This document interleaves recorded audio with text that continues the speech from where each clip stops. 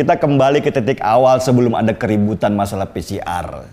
Kalau gitu, untuk apa kemarin-kemarin keluarkan kebijakan wajib PCR kalau akhirnya harus pakai antigen lagi? Kebijakan yang sia-sia, cuman mengundang keributan saja. Akhirnya, karena masyarakat sakit hati dengan kebijakan yang kerjaannya cuman menguras kantong rakyat itu, diobok-oboklah siapa saja yang bermain di bisnis PCR ini. Keluarlah nama Menteri LBP dan Erick Thohir. Mereka ternyata punya saham di PT Genomic Solidaritas Indonesia atau PT GSI. Dibongkarlah kalau ternyata di PT yang jualan alat tes termasuk PCR itu ada saham Pak LBP lewat PT Toba Sejahtera. Ada juga saham Boy Thohir, abangnya Erick Thohir, lewat Yayasan Adaro Bangun Negeri, salah satu yayasan yang terafiliasi dengan PT Adaro Energi. Ribut lagi. Kok bisa ya para menteri yang terkait langsung dengan penanganan pandemi ini ternyata punya saham di perusahaan penjual alat kesehatan? Apa mereka bagian dari mafia alat kesehatan yang cari untung lewat kebijakan?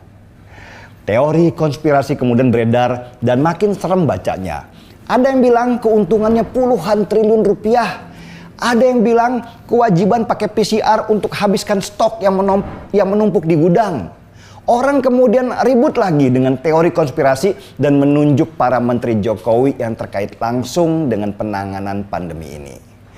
Lihat, karena para menteri mengobok-obok air yang tadinya bersih dan tenang sehingga menjadi keruh, akhirnya kotorannya pun jadi terlihat. Borok-borok mulai terbuka dan mau diklarifikasi dengan cara apapun, orang sudah terlanjur muak. Siapa yang salah? Masyarakat yang membongkar borok-borok itu atau para menteri yang akhirnya malah membongkar boroknya sendiri? Sejak awal saya sudah kritik keras pemerintahan Jokowi di masalah komunikasi. Entah karena apa ya, komunikasi dan koordinasi di antara para menteri pun itu sangat buruk sekali. Ada ego sektoral yang nggak bisa hilang. Entah karena memang mereka itu ego atau karena cuan sendiri-sendiri.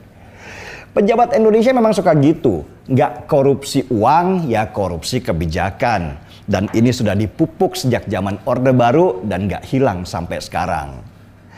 Buat saya sih, maaf ya, bapak-bapak menteri yang terhormat, seharusnya budaya malu harus dibangun sejak dini.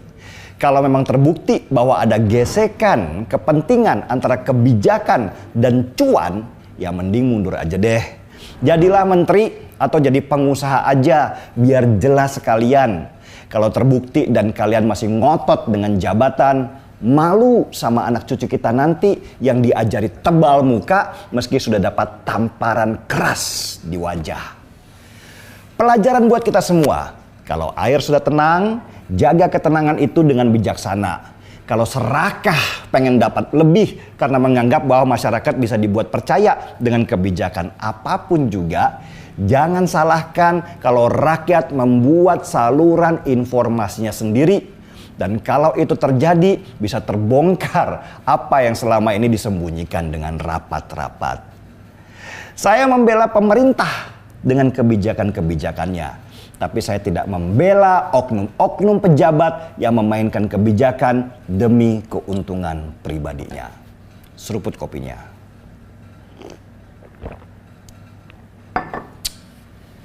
Gaspol!